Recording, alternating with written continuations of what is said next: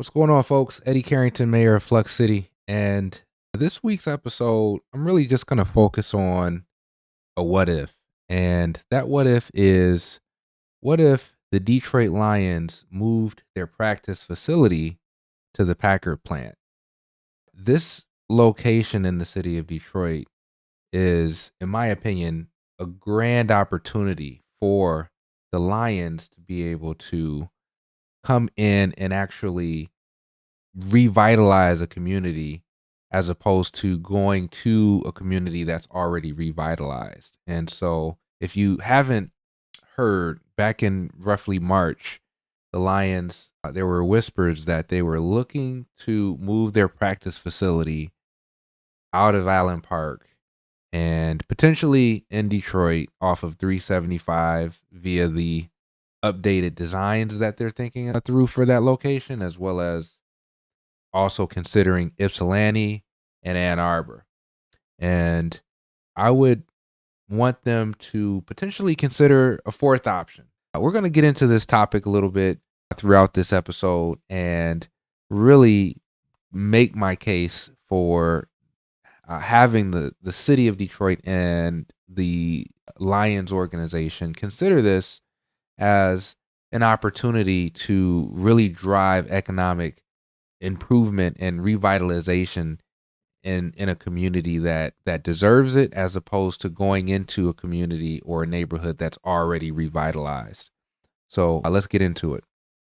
For those who don't know, the Lions facility, their training facility, is in Allen Park, and the training facility is pretty nice. We're going to get into it here shortly, but there was a time where people could go to the Lions training facility, watch the players practice, and it was a pretty easy process nonetheless. But now that we have a bit of success when it comes to the Lions and their last few seasons with the change of leadership, i.e. Dan Campbell, we are starting to see a shift in the support that the fans are showing to the Lions. And not only are the football games being sold out every week, now the tickets in order to go see the Lions play and or more specifically practice are in high demand. And so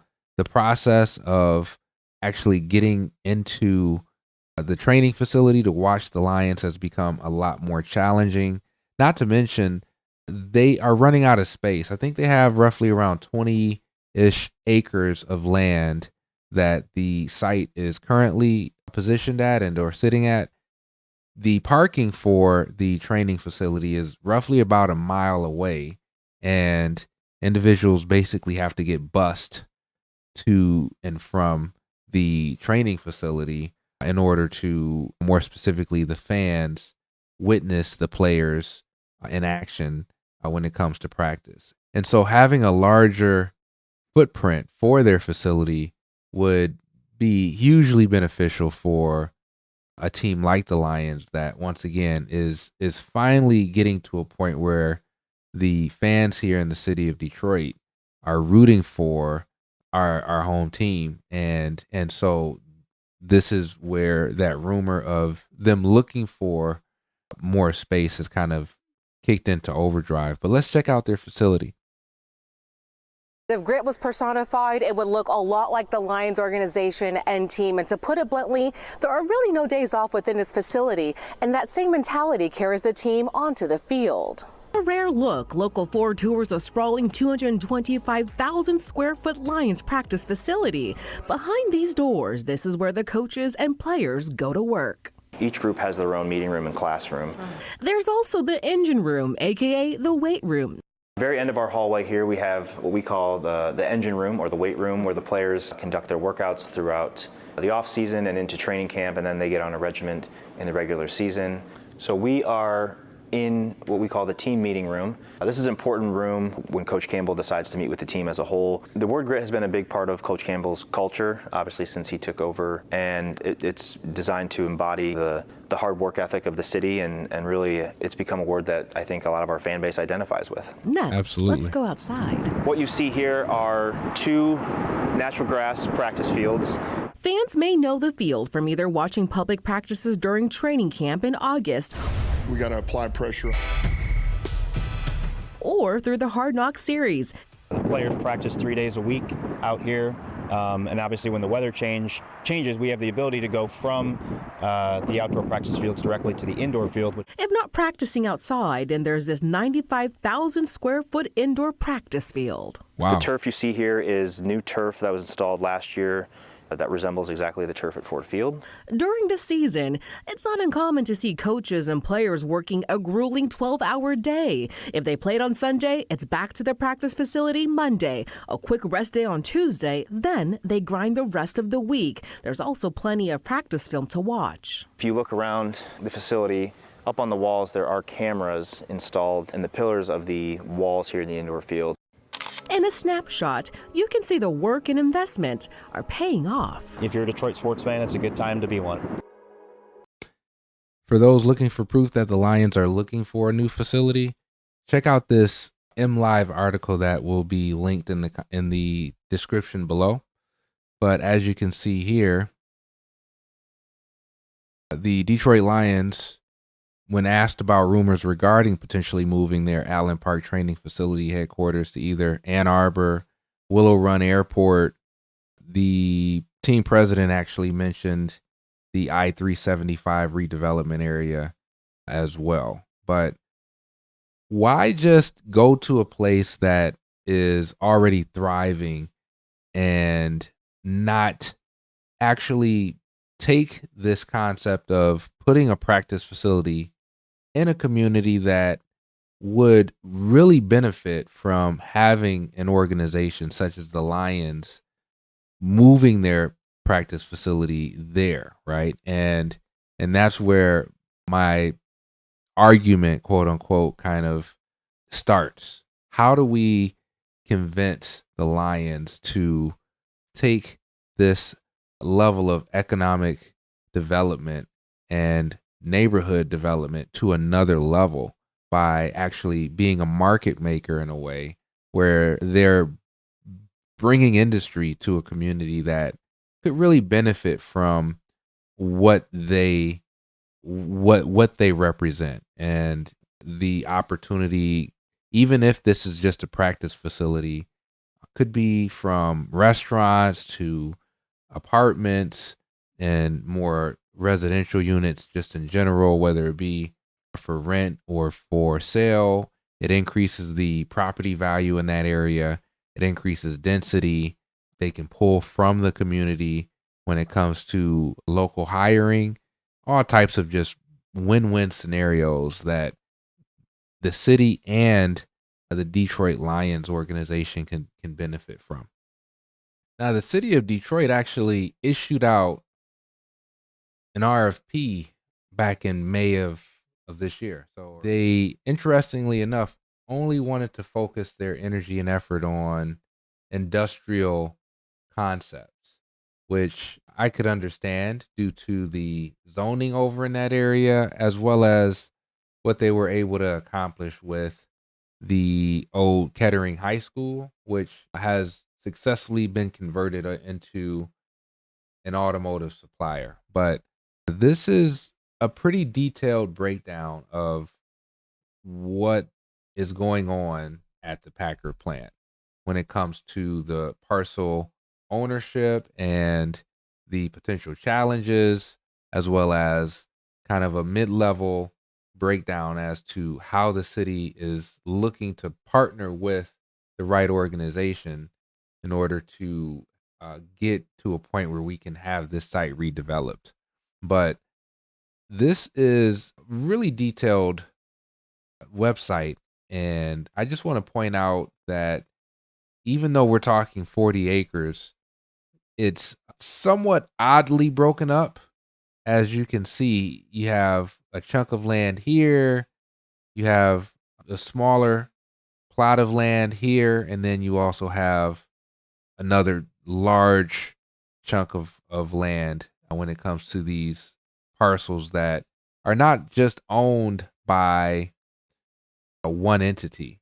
As you can see, you got um actually that's the wrong image. I wanted to show you this one. This is where it shows some of the lots are owned by the city of Detroit, some of the lots are owned by the Land Bank Authority, some of the lots are owned by Wayne County Treasury, and then you have a number of private owners that could make development a bit more challenging at this site if we're talking about redeveloping the full roughly 40 acres. But even though it's kind of oddly configured after you kind of look at the private ownership across the board here, it's still something that is workable from the outside in when it comes to revitalizing the community and putting a practice facility at a location that has a lot of potential and space. But I just wanted to kind of show you this site, as well as the fact that there was a developer that submitted for this RFP and they were denied, and they actually broke down a number of challenges that a developer would have when it comes to redeveloping this site. But ultimately, this one proposal that was submitted was turned down by the city of Detroit for one reason or another. And now this site is once again sitting without any type of concept or idea, at least publicly, that the city can share. So if we're talking Packard Plant, we also got to consider the history of this facility. This was a manufacturing facility that produced luxury vehicles. The Packard Motor Company was a luxury vehicle producer, and the Packard plant was opened back in 1903 and at its peak employed 40,000 people, including skilled craftsmen and involved in over 80 trades. That is unbelievable. The plant turned out Packard automobiles from 1903 to 1956, with the exception of World War II, when production was shifted to war material, which is pretty interesting to note. The factory closed in 1958, though other businesses operated on the premises or used it for storage until the late 1990s. I remember hearing a gentleman talk about storing his classic vehicles in this facility until the city in the late 1990s basically came and kicked everybody out due to the safety concerns of this facility. So in the early 2000s to the late 20 teens, the site was really a poster child for ruin porn. A lot of people snuck into this facility, took pictures, and you had a lot of graffiti on the walls, things of that nature. Dead bodies were found in the facility from time to time. But this was and is a very special site, and it deserves to be reactivated. And this is where we start thinking through in 2024, possibly a reactivation that is not automotive related. Now, it is worth a mention that there was a plan that had a little bit of steam when it came to the Packard plant and redeveloping the site before this recent push of demo that the city has basically authorized, and they're pretty much complete with their demolition. But there was this gentleman that wanted to do residential, retail space, had a number of concepts for this site.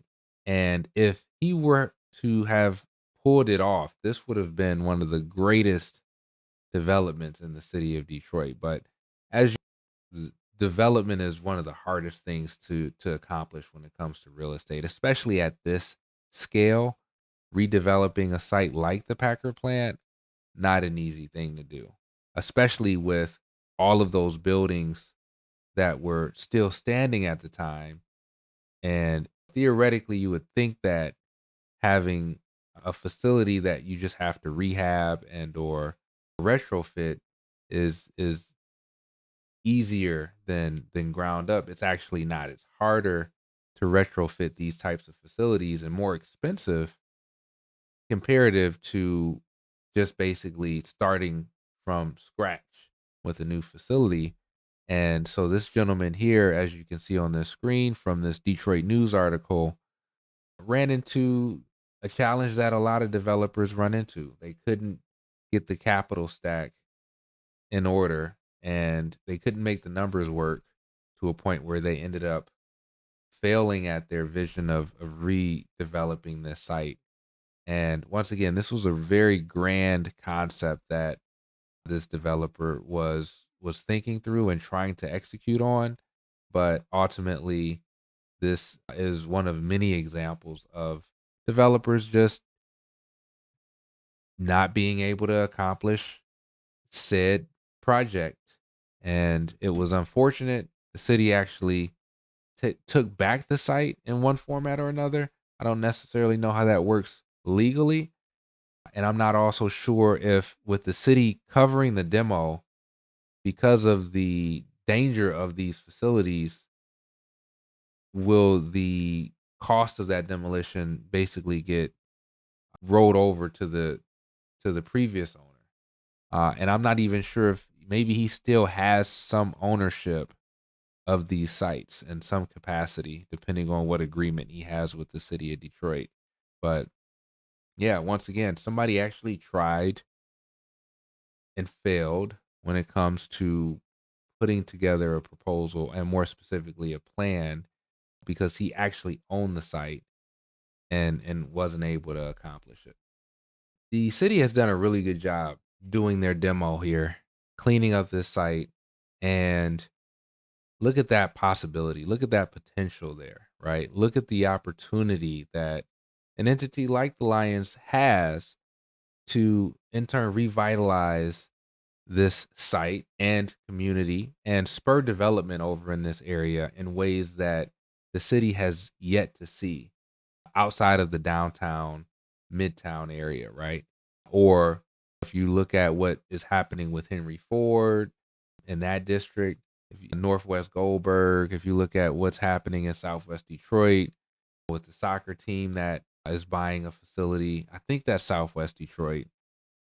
That may be Corktown, but these are areas that the Pistons, for an example, they put their training facility in Midtown over by Wayne State College, right? And so why do that? Why not put a facility such as that in an area that could in turn change the landscape for years to come in a positive manner, as opposed to just going to a spot that is already doing just fine and you're in turn adding even more traffic, even more congestion, making it even harder to actually come see and support your favorite team even at the practice facility because parking is still going to be an issue in those different locations,